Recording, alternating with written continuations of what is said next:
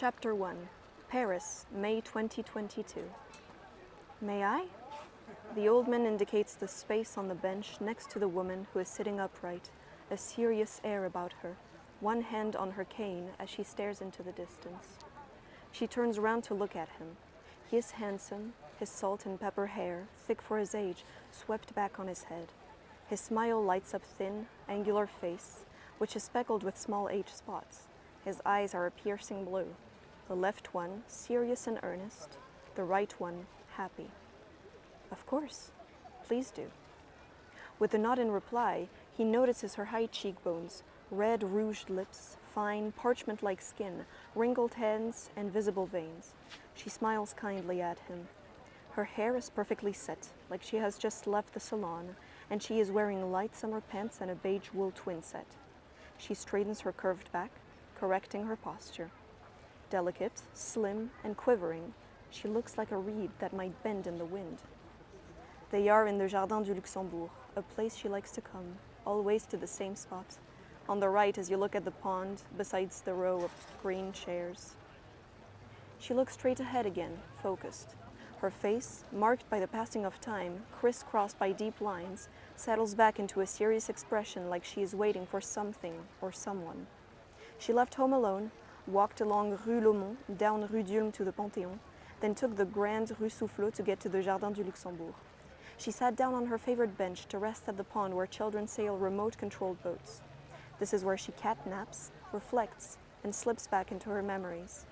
When she was younger, she used to walk down the long path to the Sorbonne where she was studying, to the feminist meetings in the café in the Latin Quarter, and to the jazz clubs in Saint-Germain at night.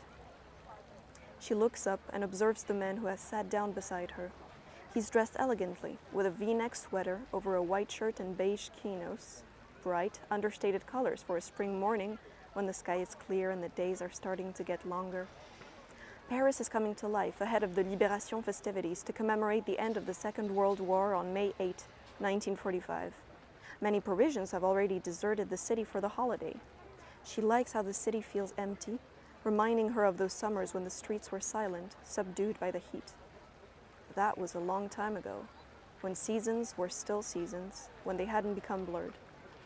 Sitting there beside each other, stiff, moving warily, seemingly lost in another world, smiles frozen on their lips, they try to be present, but life moves at the slower pace for those who can no longer see or hear as well as they once could, a sign that reality is slowly slipping away along with life.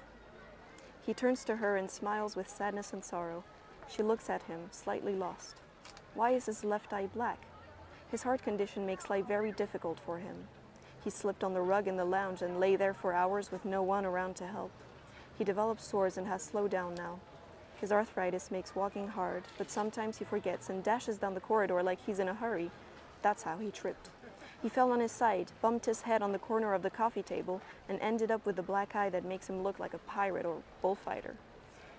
Since then, he has had a domestic helper, but he doesn't like other people touching his body that has become so unwieldy, heavy, and weak despite his solid frame and his swimmer's physique.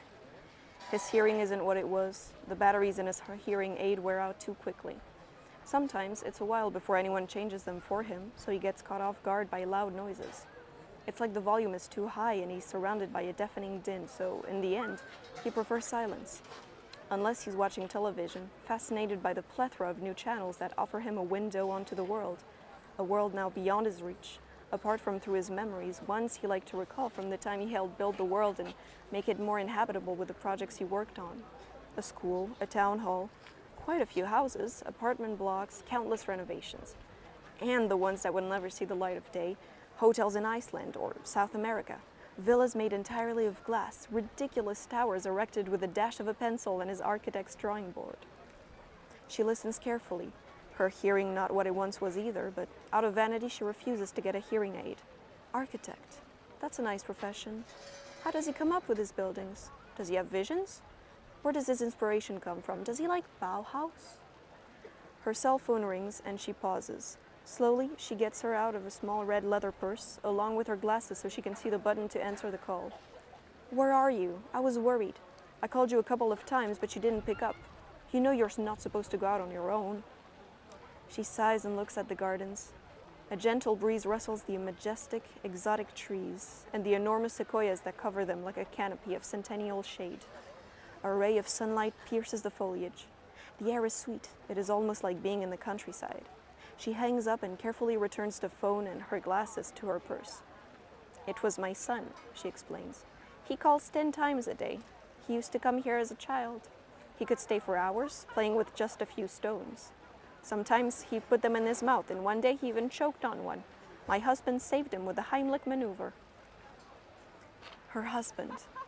This was where she had told him she was pregnant with her second child. He hadn't exactly jumped for joy at the news, and over there, near the pond, they had kissed for the first time. And this bench was where they had met one May afternoon. That's why she likes coming here. She runs her hand through her hair to straighten it, still looking at him solemnly. It's so sad, she says. What is? He asks. I miss my life, my old life. Which life? The one I had with my husband and children. It feels like there's a permanent vacuum. It feels unfair, she says. That's not what feels wrong. It's living against the flow that feels wrong, not being of your time. She doesn't reply. He wonders if she heard him. He repeats what he just said louder. She jumps in, turns towards him. In my head, I'm 20 years old, she murmurs. Don't tell me you're not 20, he jokes, smiling. Almost 90. And you? She asks. Same as you. We're old, aren't we? Not as old as when we weren't. All of a sudden, a phone rings. Jodassin's Indian Summer. This time, he reaches for his cell phone at the bottom of his pocket, but he doesn't get it in time and the song stops. That will be my daughter, he says. I think she's waiting for me. He suddenly looks at her, worried. May I? He dares to take her hand gently.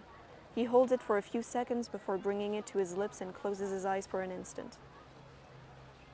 I once loved a woman too, he says. As soon as I met her, I proposed. I didn't know her. I didn't know where she lived, so I wrote her a letter. His hands start to shake and, trembling, he brings a battered old envelope out of his small bag, gray and perforated, and pulls a yellowed sheet of paper out of it, folded in four, covered in narrow, slanted writing. He gives it to her, and she takes it, puzzled. Then he leans on the bench to get up, almost falls, and says goodbye with a nod. Adieu, madame, he says. It was a pleasure to meet you. Then he leaves slowly, uncertain of his step. She watches him as he walks down the long path to the entrance. See you again soon, she murmurs, tears in her eyes.